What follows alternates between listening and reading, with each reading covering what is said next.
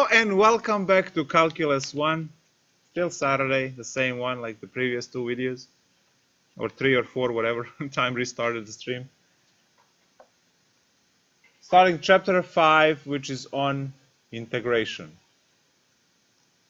And before we do integrals and see what they are for and what are they about, we are going to take a look at how to approximate the area under the curve. In some cases, you can compute the area exactly because you know some geometry. For instance, say you have a triangle, and that triangle goes through point 4 and it goes through point 3. Now this is actually a line that you can write y equals like f of x, right? Y equals the slope is rise over run, so negative 4/3 x plus 4. But you know this area here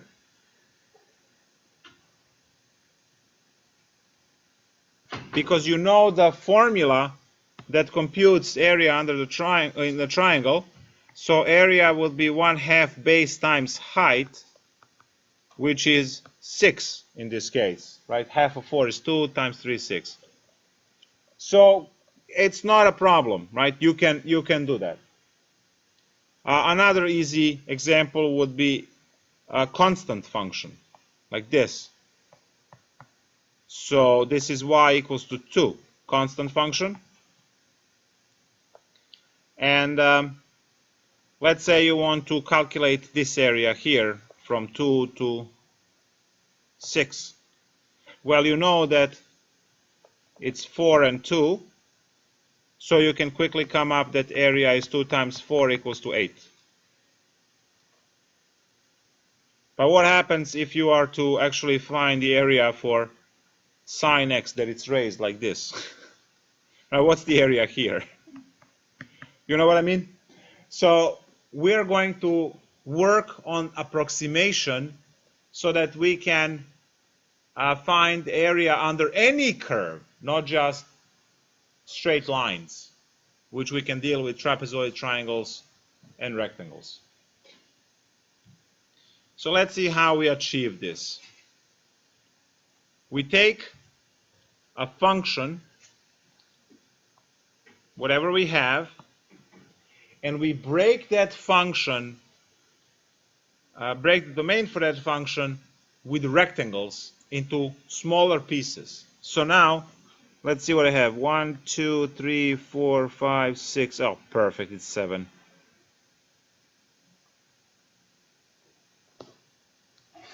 I'm gonna cheat now. There we go, it goes through 6. And what I'm going to do is I'm going to create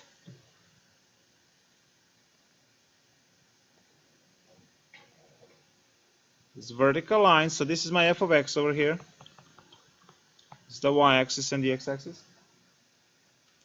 And now I am going to use these left-hand points to complete rectangles. Look.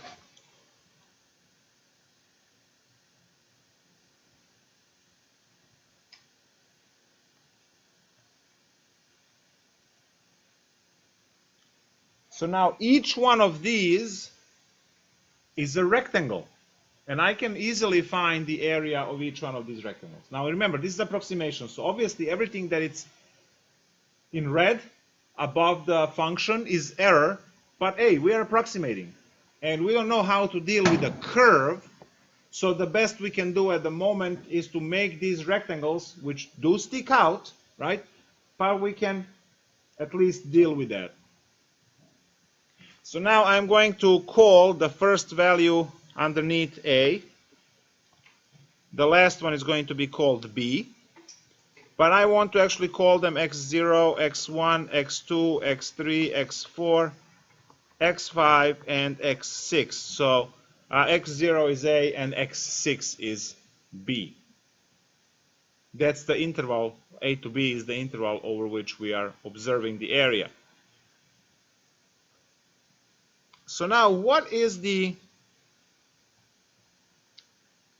width of each one of these rectangles? It's all the same, right? It's 1 in our case, because it goes 1, 2, 3, 4. So you see that between 0 and 1 there is 1, 1 and 2 there is 1, 2 and 3 there's 1, so on. Well, I'm going to define n as the number of rectangles, which is division, number of divisions.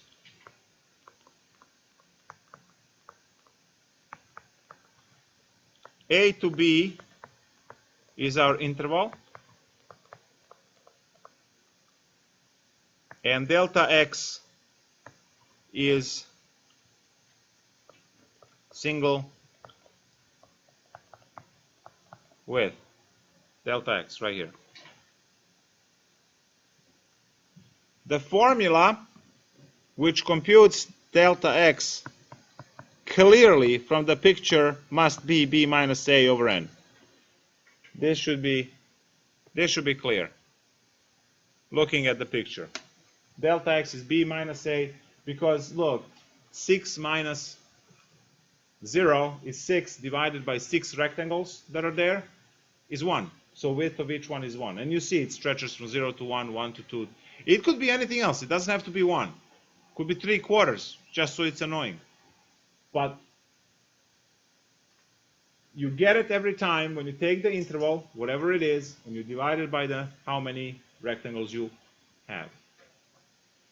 So now, what is the area of each one of these? Area 1, area 2, and so on. Well, area 1 is clearly function computed at x0, in our case A, times delta x. It is A times B, length times width. That's the formula for rectangle area, right? Area of the rectangle.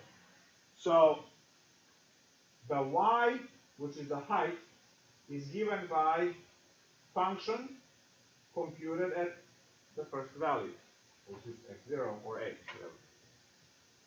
So I'm computing the area of the first rectangle, length times width, height times width, whatever, a times b. So this dx is this length, and the f of x0 is this length. Length times width is area of the first triangle.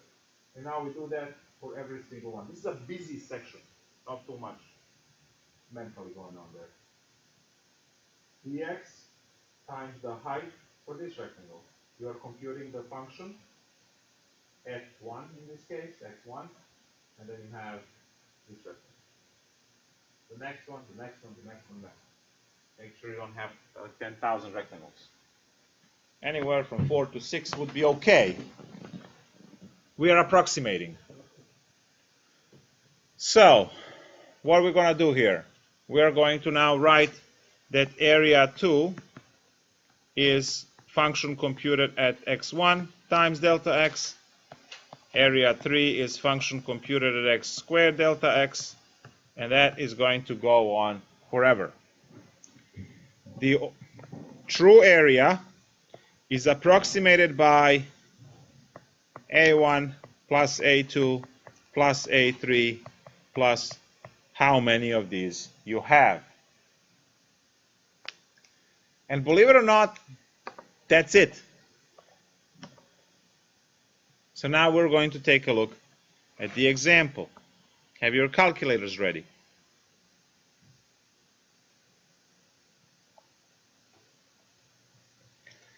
Say you want to find out how much area you have for, I'm going to double up on these units, from 0 to 4 under square root of x.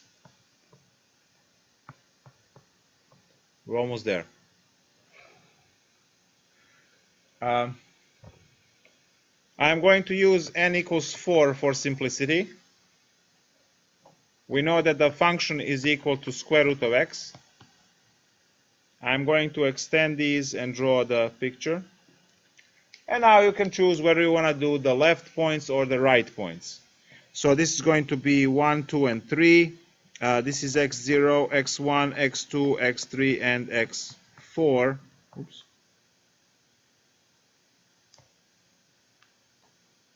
Which is actually A and B.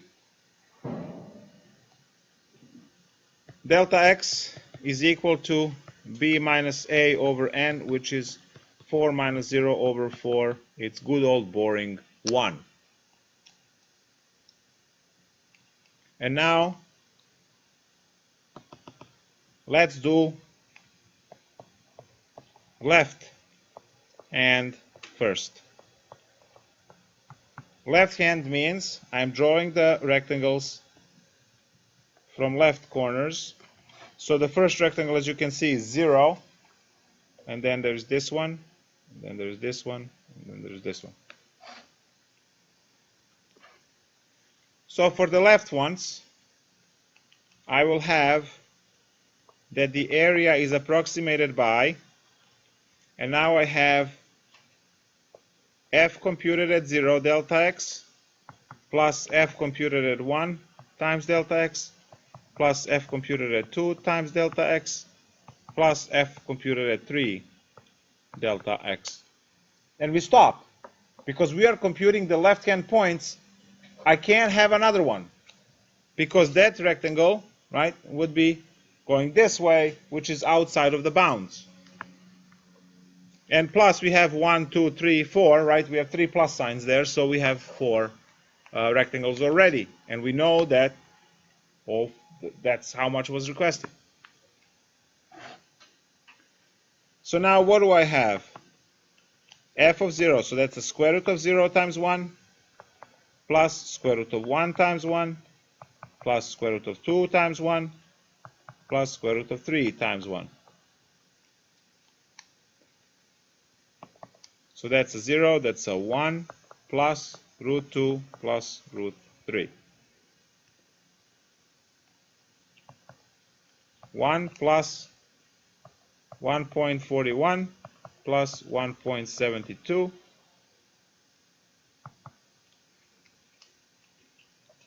4.13.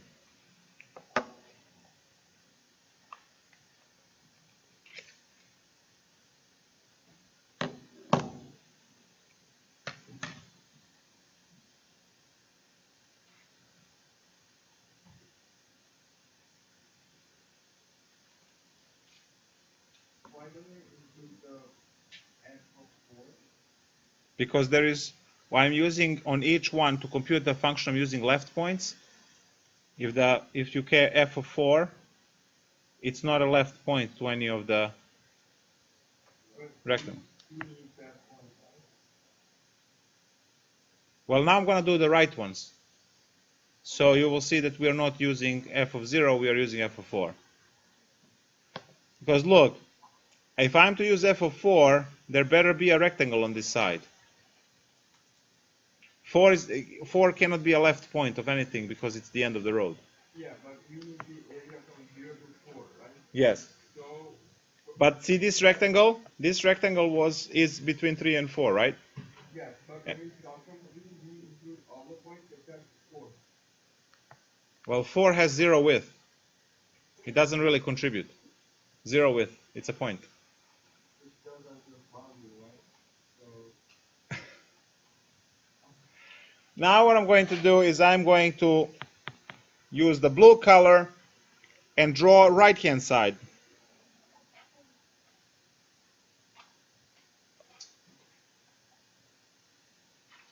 And as you can see, now it's going to overshoot. So area using the right points is going to be f of 1 delta x plus f of 2 delta x plus f of 3 delta x plus f of 4 delta x. So that's the formula. And now we are computing. Oh, this is approximation, sorry.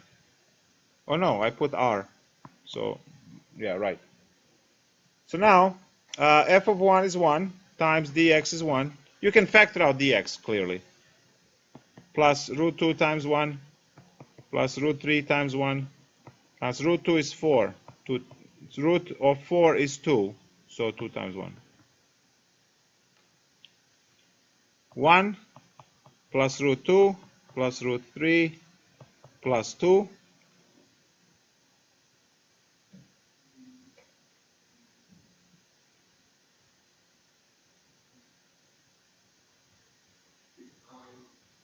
One. 6.13 again, right? Yeah.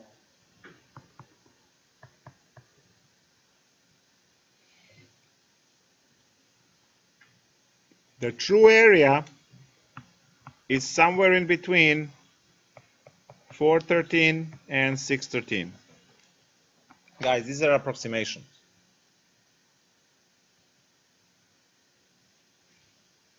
So the true area is in between these two numbers. Why? Because every time we did approximation, we introduced the error somewhere. I'll go back to the picture.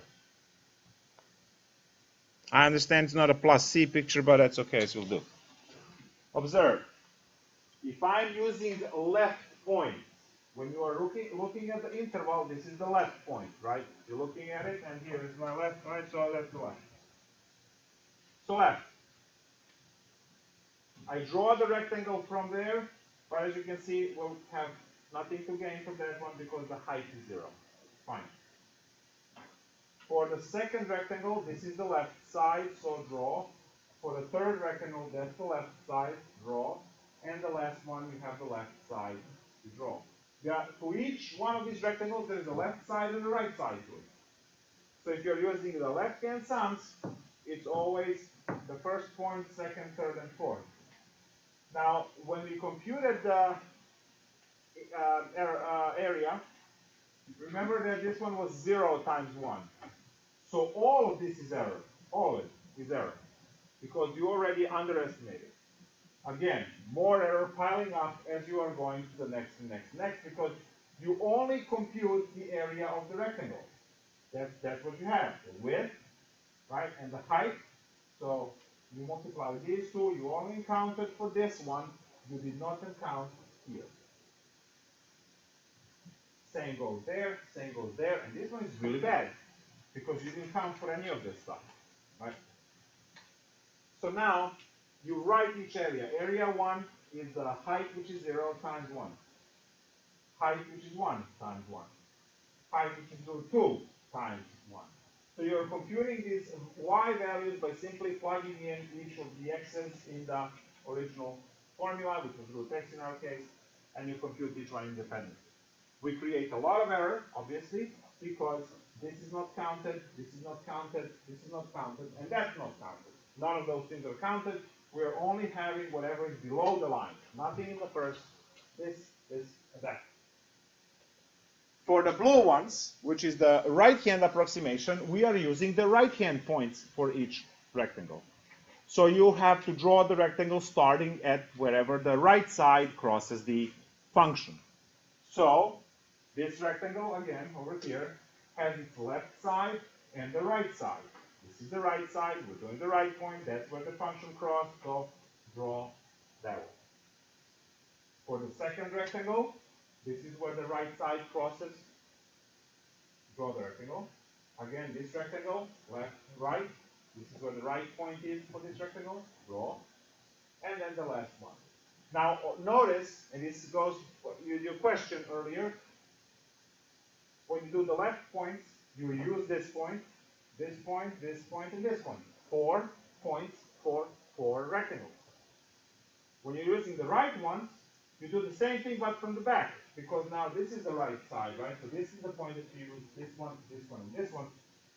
You don't use this point at all, because if you want to have the right rectangles, there is no rectangle on this side, so that this could be its right point. Does that make sense? I hope it makes sense, right?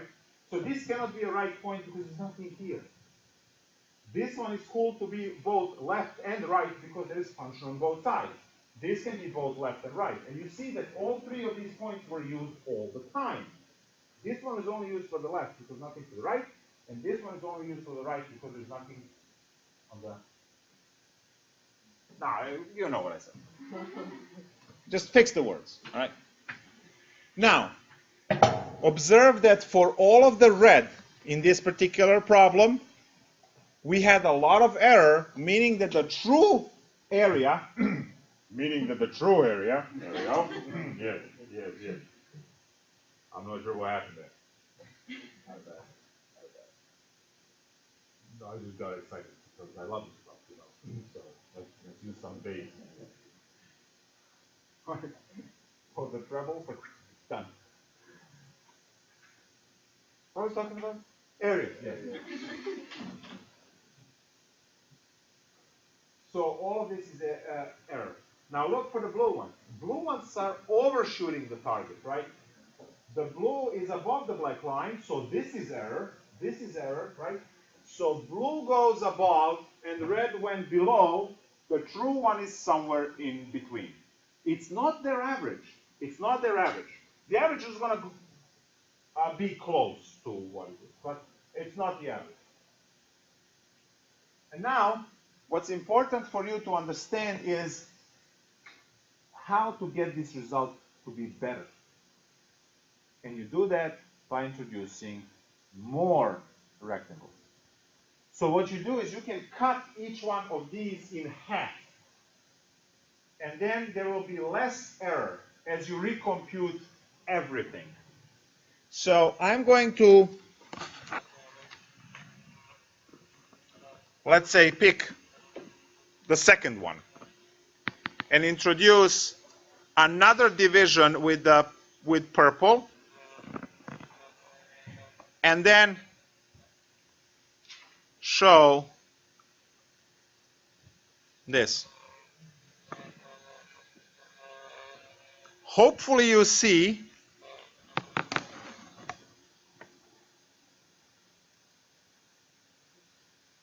that these errors became better because, oh, I forgot to extend this way. Yeah, don't do this if you don't have purple and red and blue in your notes. Look at this. This error that used to be there before is now gone because the overshoot errors are this one and that one, but not this one anymore. Because I had an extra rectangle here, right? The same thing goes for this error. It's gone. This is the new error, and the new error which is much smaller. Is it possible for me to get down to zero error? And the answer is yes. If I draw infinitely many rectangles, all of these will go away. And that's the concept that we are trying to learn now. When you have 4 rectangles, you'll get a particular result. You can double or triple or quadruple that, whatever. Use 10,000 rectangles, write a computer code. It's going to be very good in terms of decimals, but still not exact. The only way to have it to be exact is the stuff we're going to learn next class, which is after the test, when we actually use what we call Riemann Sums to compute area under. And that's a definite integral, and that's going to be in 5.2. I only need to talk about summation symbol, and too bad that I don't have that t-shirt today with all the math symbols there. Summation is one of them. And I want to talk about that symbol so that we know next time when we do this what's that symbol mean and what's happening. So now I'm going to just talk about the easier way to write this out rather than, writing all of these things over and over again. Now you see, hopefully these calculations will not be an issue for you because you can compute function. You have a calculator. You have the formula for this one, right? So once you decide how many rectangles you have, you will be able to partition, and then you'll be able to compute. Let's talk about sums. So in notation, you are going to run into this symbol, where let's say I goes from 1 to 6, and let's say of I. So I starts at 1, goes to 6, and this symbol means add them. So this is what it means.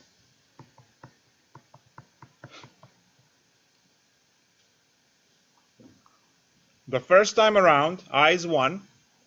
Summation means plus. The next time around, I is 2. So this is a counter. Discrete counter. It goes 1, 2, 3, 4, 5. There are no decimals there. There are no fractions. It's only the whole numbers are allowed to be there in that counter. And it goes, it's ticking. This is the base of your computer science for everything. So 1, 2, 3, 4. You know that your I, right? Counter, and then I plus plus and all of that kind of stuff increased by 1. That's what it is. Now, I can introduce any type of mathematical equation that I want inside of this. So I can say A1 to, let's say, 3 of I squared plus 2. What is this? Well, it's going to be 1 squared plus 2 plus 2 squared plus 2 plus 3 squared plus 2. And then you go and you compute and whatever.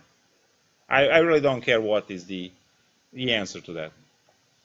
Summation of x to the I, where I goes from 1 to 4. Well, it's x plus x squared plus x cubed plus x to the 4th. It is only I that is seen as a variable in the eyes of the sum. So you get to plug in 1, 2, 3, 4 for I. All other variables are treated as constants, they just copy them. So this x is just copied from one to another because I is the one that gets the values 1, 2, 3, 4, 5, 6, 7, depending on how much. Now you can also have the infinite sum, which looks like this, right? In which case you get infinitely many of these terms.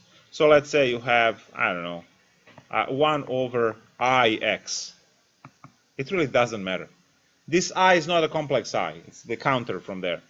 So you have what?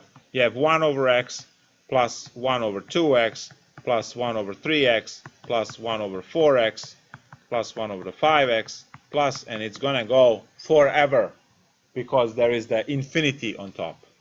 Do we all understand this? So now, this is what I can do with this super cool new notation. Remember how I had that A was approximated by, let's say, f of x0 delta x plus f of x1 delta x plus f of x2 delta x plus f of x3 delta x plus, and then going on to how many of these rectangles you have. What do? Well, we can combine this. First of all, I get to factor out dx. dx, delta x, or dx, you can call it either way, can be factored out, and I just have f of x0 plus f of x1 plus f of x2 plus f of x3 plus how many you have. And now, notation, blessings. Summation, the counter I is going to start at 0, and it's going to go to whatever your last value is. I'll just call it n because that's the number of rectangles, right? And then you're going to have f of xi. That's all it is. The whole thing is condensed into this equation. So now, if you have 6 rectangles, n is going to go at 6. Right? And it's going to go like that. It's really straightforward from that point on. So we kick out dx or delta x. Now you can write this delta x also on the other side. It's multiplication, derivative. But this piece, this whole parenthesis here, collapsed into this one term, is just for ease of notation, nothing else. Right? You can't compute this. And in order to compute this, you have to write it that way and compute every individual term. This is for our convenience to write it this way, because later in mathematics these things become more complex and you really don't want to write these. This is a lot of terms. I should just write it in condensed form. So next class, we are going to see that dx from the integral that I told you many times you can't drop is actually this puppy here that goes over here. And this is summation, S, sum, S integral, stretch that, right? And that's the actual notation. It's S. The integral symbol is stretched out S. That replaces this. There will be a limit in there sneaking in as well. So all of that together will actually transform into the integral. And that will be the definite integral next class. So you need to know this notation, and we'll work out some examples. You'll see how that all goes. So that's it for this lecture. Let me just end the stream.